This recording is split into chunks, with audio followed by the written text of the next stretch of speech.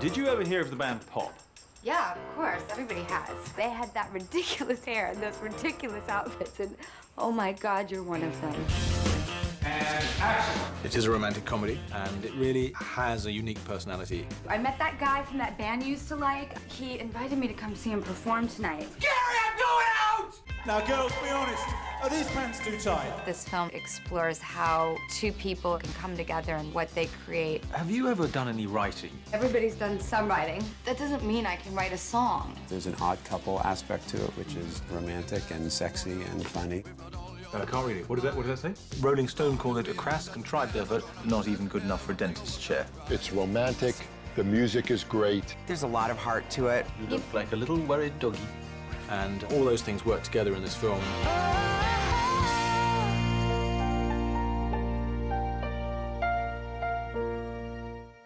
Nice and quiet, guys. 37 taxi, take Rolling. Rolling. Quietly. Background action. Hey, Mark. Speech. And action. My character, Alex Fletcher, is a ex-80s pop star. I said I wasn't gonna lose my head, but then pop goes my heart. His partner went off and left him and then did his own solo album, which was very successful. He went on to be a massive success. I went on to be a massive failure. Can you remember the name of the other guy in Pop? Whatever happened to Alex Fletcher? Tonight, we find out on Battle of the 80s Has-Beens. We think it's going to be bigger than American Idol. Well, I love it. It's brilliant on so many levels. Now he's got a career of playing at class reunions and nostalgia nights and amusement parks. But then pop goes my heart. That's how he earns his living, but even that is drying up. Let's hear you clapping. Don't if you don't want to. We have the State Fairs tour coming up, and Knott's Berry Farm. They've cancelled. Knott's Berry cancelled? He's in trouble. And then he gets this break out of the blue. Cora Corman, biggest star in the world, bigger than Britney and Christina put together. She's a huge pop fan, and she wants to meet you, Alex. I want my fans to know the same spiritual uplift that your music gave me. That would be lovely. I actually have a few tunes it would be nice to update. Oh, I don't live in the past, Mr. Fletcher. It was so long ago. I want you to write a new song. Ah, okay. By Friday. You're talking about this Friday? If it's meant to be, it will be. It's destiny. Or not.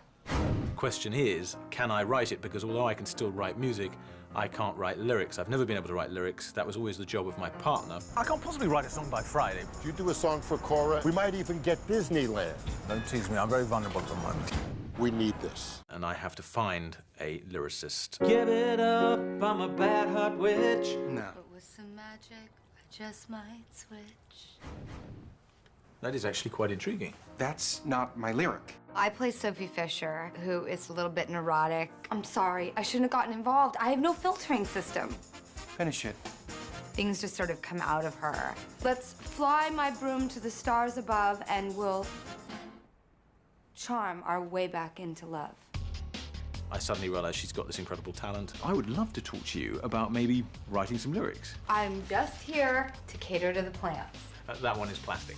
I cannot take no for an answer. Alex begs her, please help me with this song. But I've never written a song. A song, I know. And if I'm wrong, I'm wrong. I just don't think I am. I think you may be a born lyricist. Once they decide to start writing this song together, Alex and Sophie dive headfirst into this process. What are you doing, you mad woman? You're destroying my apartment. Push, push! It's one of those relationships that develops better in the hot crucible of creativity. Still a fraction close, just back off. And so they really get to know each other the way you can with somebody in a very intense period. Spit it out. They're just lyrics. Just lyrics. Lyrics are important, they're just not as important as melody.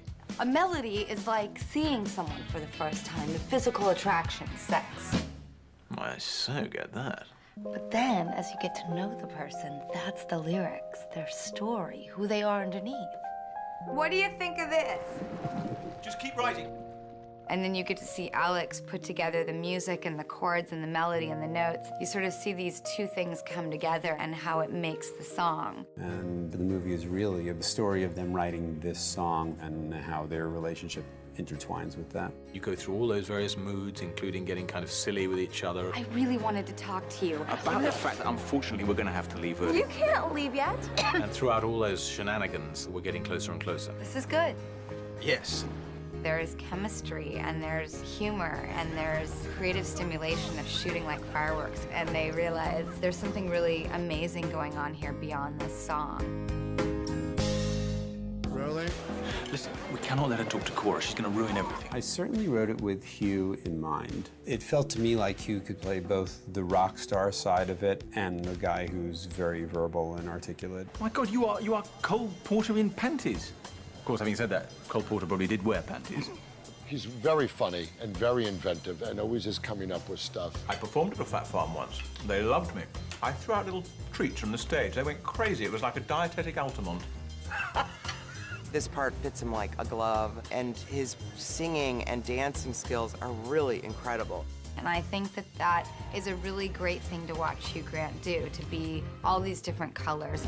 Sophie Fisher, my lyricist. Hi. Aspiring lyricist, actually. Sophie is Drew Barrymore, and she brings incredible charm. It doesn't really fit. No, on the contrary, it fits you perfectly. She's amazing and really present and really fun and really willing to go wherever you go. I think I'm developing a sudden coronary blockage. Those pass very quickly. Okay? Shortness of breath, blurred vision, scurvy. There's nothing she can't do. She's funny and she's a wonderful dramatic actress. Should I meet you there? I could theoretically pick you up. You could, if I was on the street at, say, like 9:40. Then I would probably see you, depending obviously how brightly you were dressed. Well, I wear like bright orange, so you couldn't miss me. Perfect. Then you can get some road work done while you wait. It's just magic. When she smiles, she takes the whole theater with her. She does bring that to the screen, and she makes men look good. They've got a really terrific pairing in Hugh and Drew. I think there's just great chemistry there. Want to do Meaningless Kiss or Dance With Me Tonight? This is embarrassing. They don't want it. No, it's not. These songs, they're fantastic. They love you. They're hot for you. Yeah, of course, they're also hot, so many of them are going through menopause. My manager is called Chris, and he's played by Brad Garrett. I'm going back for one second. No. That's how we wind up getting chased by angry husbands. He's a genius comedian. My only resentment with him is that he made me look small. If we're in a two-shot, there's Brad, and then he's at the top of my head. I don't even know how they kept us in the same frame together. Oh my God, I gotta get up there. Rhonda, my sister in the movie, is played by Kristen Johnston. Kristen is a force of nature. You can't teach anyone those kinds of comedy instincts. You were amazing tonight. Can I get a quick picture with you, too? Only if you're single. Well, I've been married 16 years, but nothing's written in stone, right? Could you scooch? Okay. Thanks.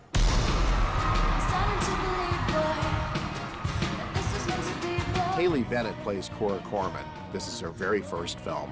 Come see the house. I want to show you the roof. It's upstairs. She's very spiritual and very sexual and really out there. She's a little insane. Fans really love it when I dance. But if you trust us... So I want to dance! You shall dance.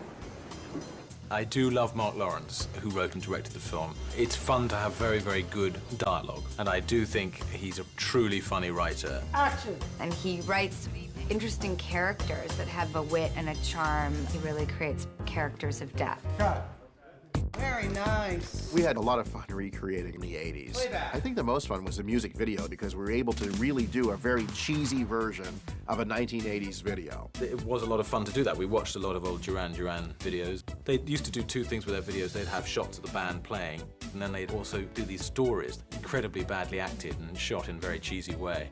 A lot of the 80s music was about production and about kind of a catchy melody. And it's really informed by the hair. We had to have wigs and make him look younger and put on these clothes, and he really went for it. He embraced the satin and velvet and leather and studs.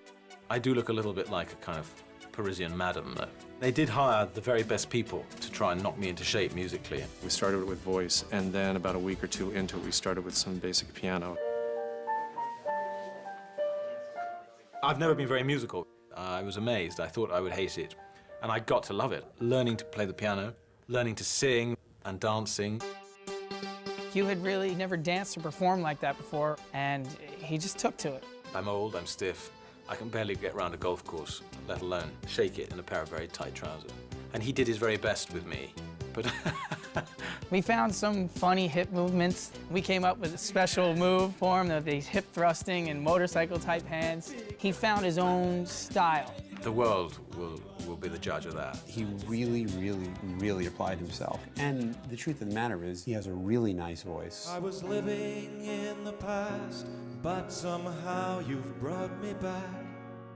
And I haven't felt like this since before Frankie said relax. And though Hugh and Drew did their own vocals. Everybody did their own vocals. So I got to work with them in the studio. How is that? Yes? Okay! Shh, shh. Drew was a bit nervous at the beginning. I'm like the worst singer ever in the world. The bottom of the barrel.